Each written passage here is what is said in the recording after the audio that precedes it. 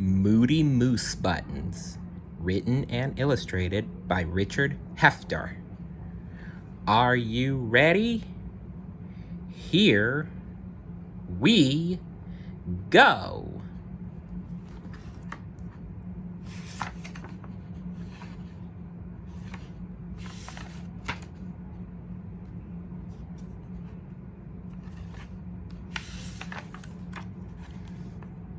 Zebra was having a special party, and Alligator was the first to arrive. "I knew it," said Alligator. "Everybody's late." "Not at all," answered Zebra. "You're early." "Well, it's your fault," snarled Alligator. "You should have put the time on the invitations." "But I didn't send any invitations," smiled Zebra. "Well, that's your fault too," screeched Alligator. "And anyway, how will folks know they're invited if you didn't send invitations?" "Oh, I never send invitations to a party," giggled Zebra. "Whenever I want to give a party, I just tell Yak about it. Yak tells it around town, and pretty soon, everyone shows up." "That's terrible," grumbled Alligator. "What about the ones you don't want to come to your party?" "I always want everybody to come to my parties," laughed Zebra. "That's what parties are for." "What about the ones you don't like?" said Alligator. "I like everyone," chuckled Zebra. "Even the ones I don't like." "You're nuts," mumbled Alligator. "Well, he's not called Zany Zebra for nothing, Alligator." Elephant and Rabbit came trotting through the garden. They were carrying Goose. "Hi, Zebra," called Elephant.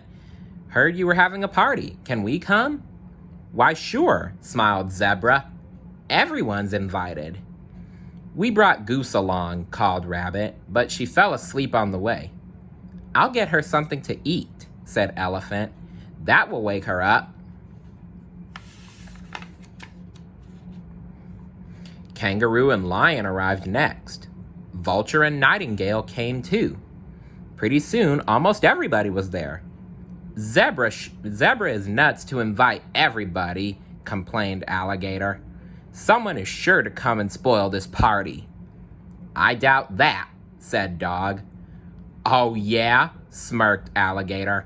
"What about Moose? If he shows up, that will be the end of this party. He's so moody he can ruin any party." "He's probably in a bad mood and won't even come," said Dog. "But if he does," frowned Alligator, "he'll spoil everything. One minute he's laughing his head off, the next minute he's crying his eyes out." "True," said Dog. "You never know what he's going to do next. I never know what to say to him." "That's what I mean," nodded Alligator. "If Moose turns up, he'll ruin the party, and it's Zebra's fault."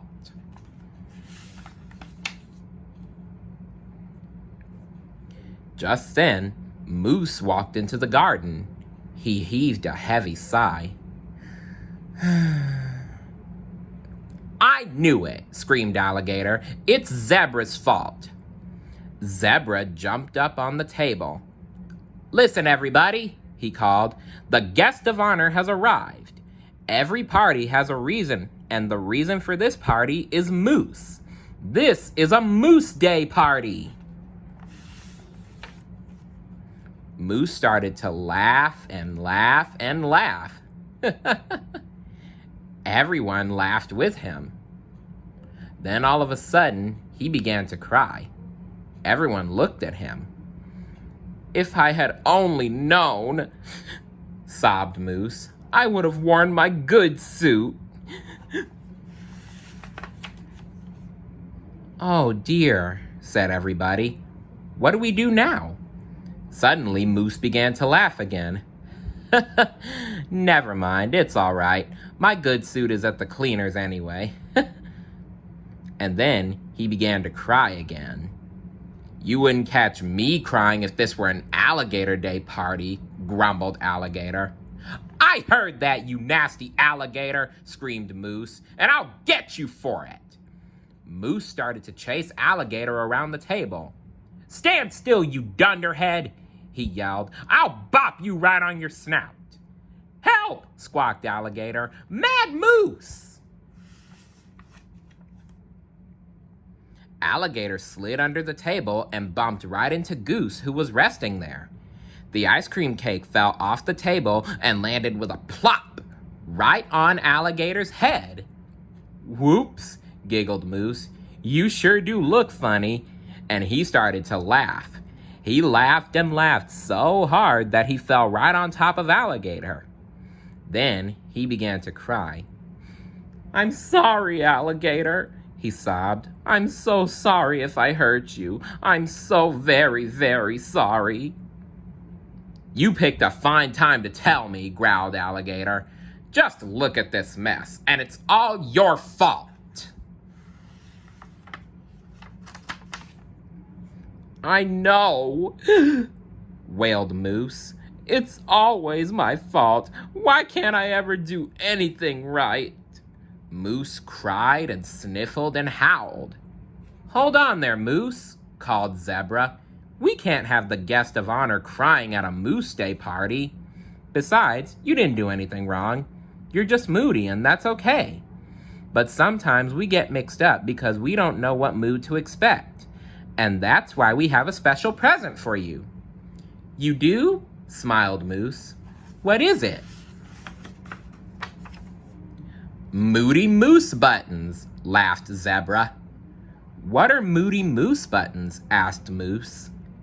"These are," said Zebra, holding up 2 big round yellow buttons. One had a big sweet smile on it. The other had a big sour frown.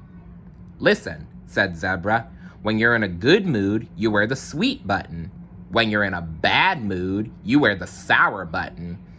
That way, when we see the sweet button, we can all say, 'Hi there, Moose. Great day, isn't it?' And when we see the sour button, we can all say, 'Oh dear, poor Moose. How can we help you?'" "That's wonderful," said Moose gaily. "I'll try them on right now." He took the Moody Moose buttons and ran into the house.